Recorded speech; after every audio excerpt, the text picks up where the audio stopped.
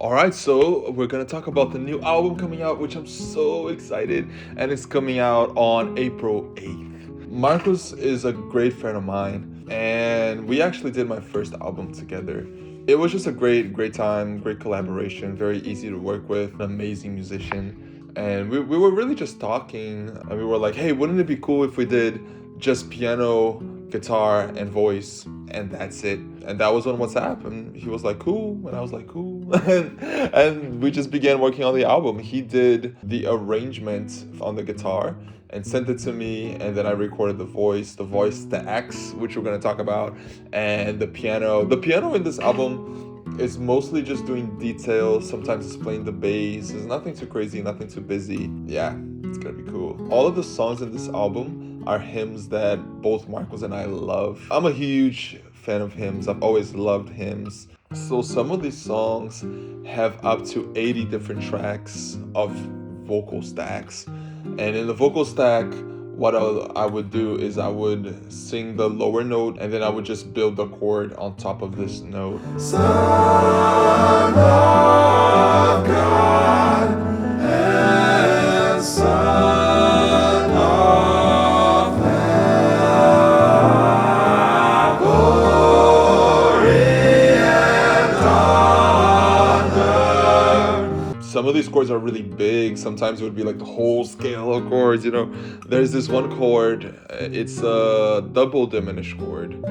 So in a double diminished chord, you have 8 different notes. I think it's the most amount of notes that you can have in a chord without it sounding like trash. Some would say it still sounds kind of weird. It's definitely a very tense chord. The moment that it happens is really cool because it's leading to the end of the song, and it takes all the tension of the song, it does the tension, and then it resolves. Sometimes I would separate it in terms of orchestra. So I would have the melody and then chords and then counter melodies, and then I would harmonize those and create different groups of really vocal stacks. Since it's just piano, guitar, and voice, I figured, you know what? Why not have some fun with the voice? Why not do all these crazy chords and all these things? Use my voice as an instrument. And of course, the voice is an instrument, but use it more in terms of la da da ya instead of just singing lyrics. A lot of the album has that. I think that it's also very open. It's kind of orchestral, even though it's just the voice. The other thing is that when you have just 2 instruments and the voice, it becomes very intimate. Because of that, I feel like the album is more expressing our love towards God and really these lyrics without any of the additional things that you might get when you have bass, drums, and then strings, and they're just stripped away and there's nothing there. So we get a chance to really tell the story with few tools, and I think that really ended up being richer than I thought it would be. I thought it would be rich, but there's really just so much density of emotion that you can get with very few instruments that is just really exciting and at the same time very peaceful to listen to.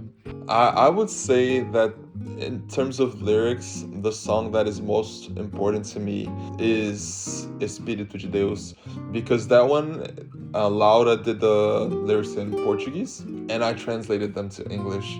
And when you're translating, you don't really do exactly what the lyrics are because it would sound kind of weird. So what I did is I switched not the meaning behind it, but some of the words, and that makes it a little more personal to me. And I am actually not sure what the key is in the album. Lord, it's been a while.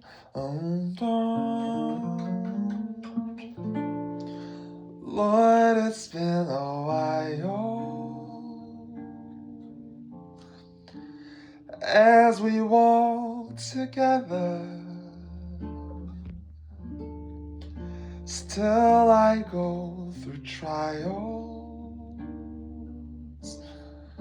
wander through the desert, but I don't despair. You taught me how to pray. I love it so much.